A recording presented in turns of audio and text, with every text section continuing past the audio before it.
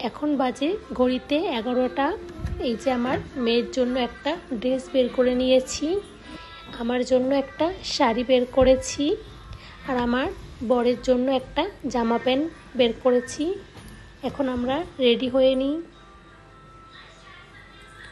Ready হয়ে আমরা আজকে আসলাম একটা লজে। এটা হলো একটা লজ বা বিয়ের হল।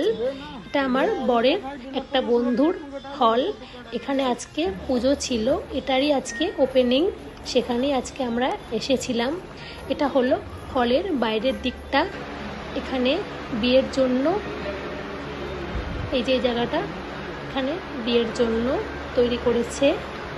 আর এই যে এদিকে এখানে গাড়ি পার্কিংয়ের জন্য করেছে।